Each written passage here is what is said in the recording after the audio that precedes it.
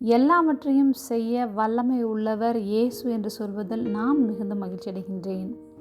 சந்தேகப்படாமல் விசுவாசித்தால் சொன்னபடியே ஆகும். மார்க்கு 11:23 எவனாகிலும் இந்த மலையை பார்த்து நீ பெயர்ந்து சமுத்திரத்திலே தள்ளுண்டு போ என்று சொல்லி தான் சொன்னபடியே நடக்கும் என்று தன் இருதயத்தில் சந்தேகப்படாமல் விசுவாசித்தால் அவன் சொன்னபடியே ஆகும் என்று மெய்யாகவே உங்களுக்கு சொல்லுகிறேன். நம்முடைய விசுவாசம் எப்படிப்பட்டது? ஏணிப்படியில் ஏறுகின்ற விசுவாசமா அல்லது லிஃப்டில் ஏறுகின்ற விசுவாசமா? நம் வாழ்க்கையில் படிப்படியாக முன்னேற வேண்டுமானால் நம்முடைய விசுவாசத்தில் நாம் விருத்தி அடைய வேண்டும். நாம் நினைத்தது போல் நடக்காவிட்டால் இயேசுவை விசுவாசிப்பதை நிறுத்திவிடக்கூடாது.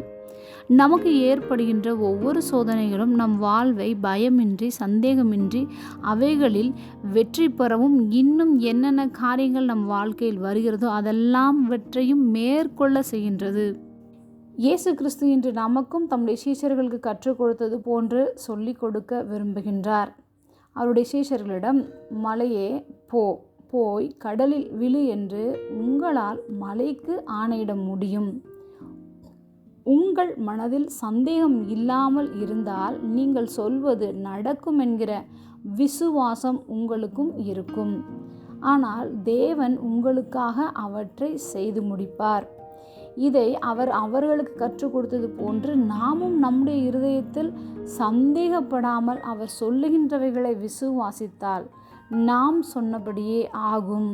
நம்முடைய சூழ்நிலைகளை பார்த்து நாமும் பேசுவோம்.